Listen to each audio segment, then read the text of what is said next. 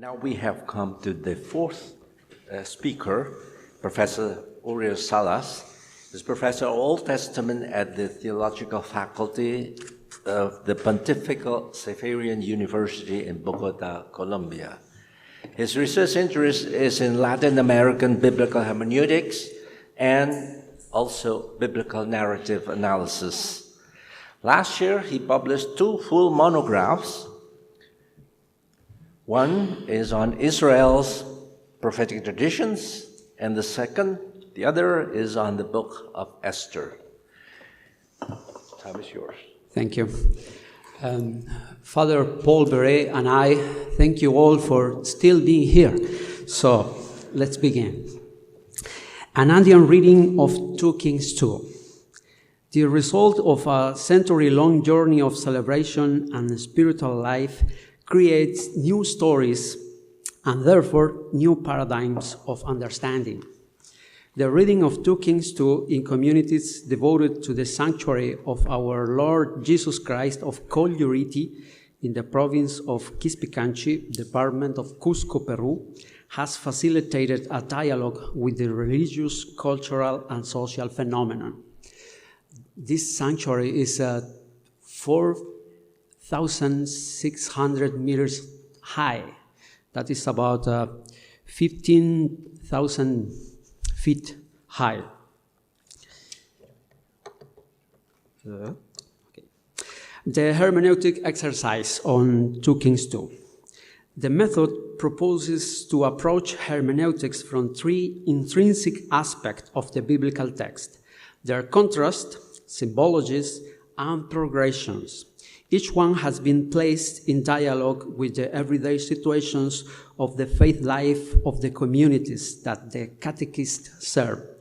The fourth step is a synthesis of faith. A striking detail in the reading of 2 Kings 2 was the continuous reference to text from the Gospels. The prophetic figures of Elijah and Elisha were always analyzed in relation to events of the life of Jesus of Nazareth, which are the central and recurring themes in a parish sacramental catechesis. First, the contrast allows us to read the internal tensions of the text or the narrative extremes that stretch it before the reader. A contrast suggests to the reader how to search for the content or novelty of God's revelation. Second, the symbologies illuminate the text with colors, hues, and intensities that only the faith community can properly read. Third, the progressions move the reader within the text. Under this aspect, the reader contemplates how the same story resolves the contrast or announces a change that could lead to a resolution or to a closure. If the progression is still partial, at least there will be something new that gives rise to the beginning of a new story.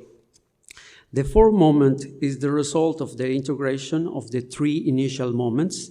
The synthesis of faith may be either spiritual or pastoral. In a second exercise, I include other hermeneutical considerations, and then at the end, some conclusions. So, number 1, the contrast. How does the text challenge the characters and myself with situations difficult to resolve? I will comment only the contrast tool. Elisha is a prophet who talks to people, while Elijah only talks to Elisha. In the end, Elisha speaks to perform 2 portents of an opposite nature. Why does Elisha first heal the waters of Jericho and then curse the young men of Bethel? The catechist resumed the dialogue. The presence of God can bring blessings or curses. The prophet stands between God and human beings. Man seeks blessings, but curses must be removed. In fact, healing requires sacrifices, prayers, and promises to God, but all must come from the heart. In addition, you must pray with the element of healing. Salt is used for purification or the invocation of evil, but there is also a power to purify through curses. Elisha purifies the water with salt, and at the Bethel sanctuary purifies by means of a curse enacted by bears. Elisha performs a good and a bad miracle. While the people of Jericho ask for healing, the young men of Bethel rejected. Therefore, the prophets mediate between God and men, carrying out actions that reconnect the human being with wild nature. Sometimes they do it to heal, sometimes to remove a curse from the land, and sometimes this brings punishment. Second, symbologies. Culture is relevant to reading symbologies. An ancient culture values its symbols to the same degree as those of Christianity. I will present the symbol 6. Bears are a mystery because wild animals obey Elisha, even though wild animals are untamed. If Elisha is a man of power, that is not the same power that catechists have. The power to heal is understandable, but mastery over wild animals for the purpose of cursing is quite an anomaly. However, Jesus also has stories with animals: donkeys, camels, snakes, doves, fish, sheep, goats, pigs, dogs, wolves, turtle doves, birds of the sky, sparrow, ravens, worms. Why does Jesus talk about animals? The catechists ask. He uses animals as a comparison, and some are symbols of God's power. For example, the big fish that swallowed Jonah. In short, the symbols of Elijah and Elisha show how the power of Jesus works. Elijah has been powerful, but Elisha will be even more so. All that power is at the service of the people. It heals them, it guides them, or it purifies them from some evil by means of a curse from the wicked. Progressions. At this point, the catechist has difficulty with the linear conception of interpretation, talking about a story that starts in one place and works its way up to some kind of resolution or revelation is to force the interpretation, because the story may well be circular. I will present the progression 2. Elijah comes from Gilgal, goes down to Bethel, goes to Jericho, reaches the Jordan, and flies off into heaven on the other side. Similarly, Jesus goes to many places, dies, rises, and goes up to heaven. A catechist comments that at the end of his life, Jesus also ends up alone. This path is similar to that of Elisha, who likewise ends up walking alone. The pilgrimages in Coluriti are circular courses of life and death, marked by the solitude of the Andes. Alpaca herders are also solitary people. Inhabited places, roads, and sanctuaries are points of contact with life and death. The prophets, including Jesus, walk between life and death. And the synthesis of faith. At this moment, it is necessary to ask about the action of God in the life of the catechist. This implies the gathering of life stories and testimonies. In a moment of silence, each catechist contemplates what he or she feels inside, then goes through the story, the dialogues, the characters, and everything that was important to him or her. After having read, prayed, and discussed the biblical text, the group responded to some questions. The first one was, who's God for me? The story begins and ends with prophets on the move. If they connect with the catechist, God also walks with them. God never stops. If the prophets serve to know Jesus, God is in the miracles and curses of Jesus. For example, God purified the water in Jericho, from whence an entire city had water. Due to the circular conception of history, this miracle could happen again in the present. Evaluation. Academic exegesis was a fundamental resource for entering into dialogue with culture and faith. Narrative analysis and the canonical method served to elucidate the dynamics of 2 Kings 2. It was also useful to dialogue with the narrative text of the Gospels. Without this reference, dialogue with faith communities is limited and lacks meaning in everyday life. In fact, the actualization of a text always carries a prophetic tone. Exegesis has also served to interpret the symbols and cultural elements in the biblical text.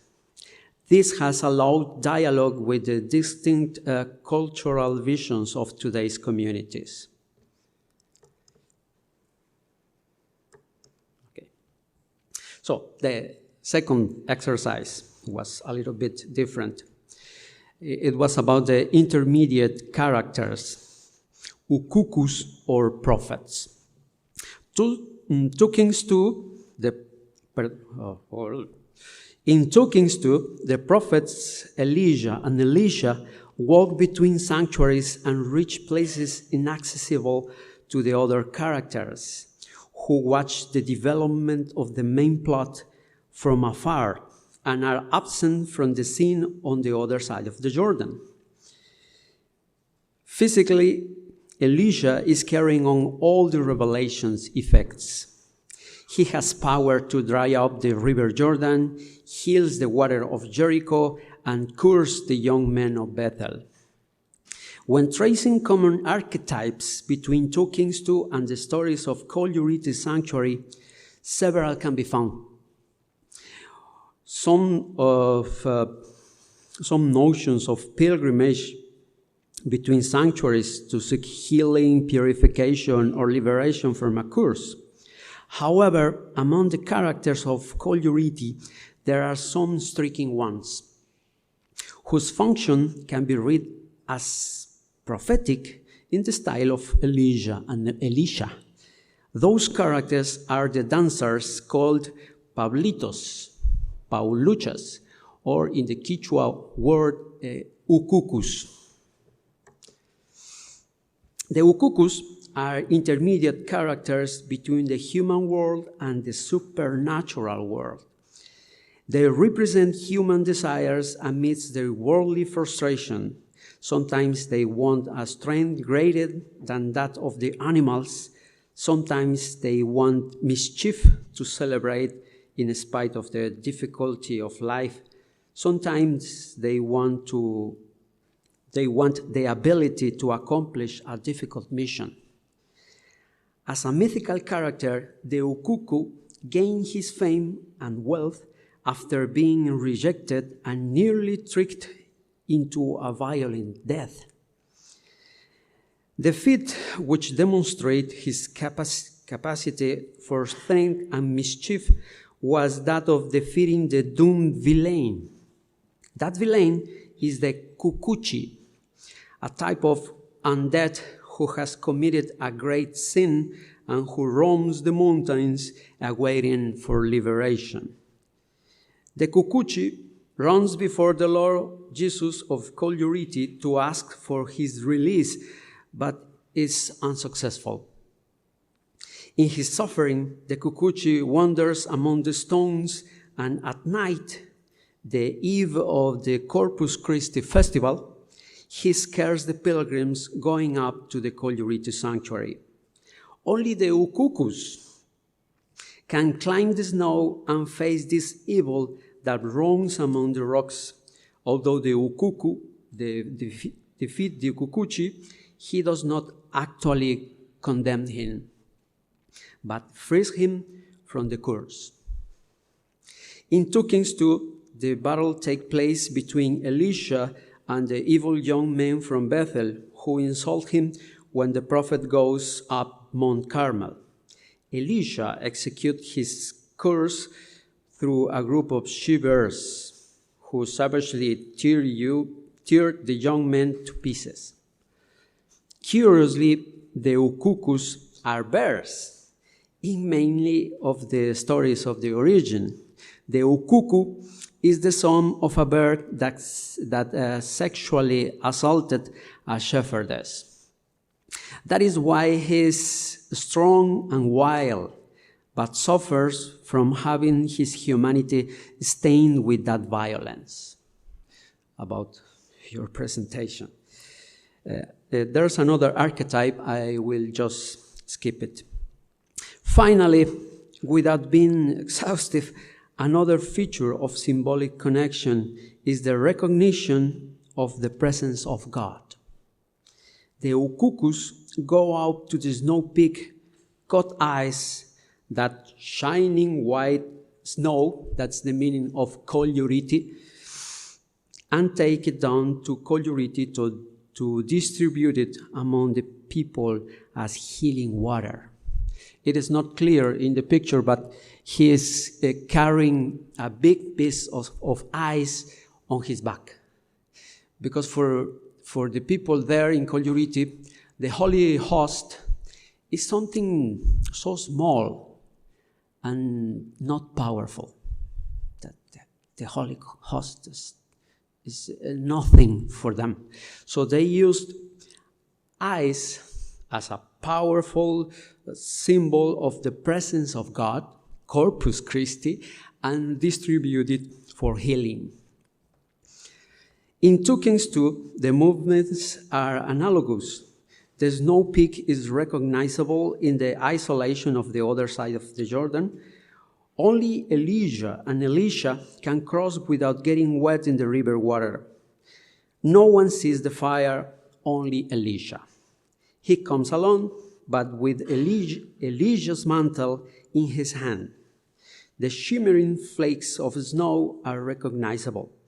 In this story, instead, the sons of the prophet recognize that the spirit of Elijah has settled on Elisha, a presence that could be implied by shining.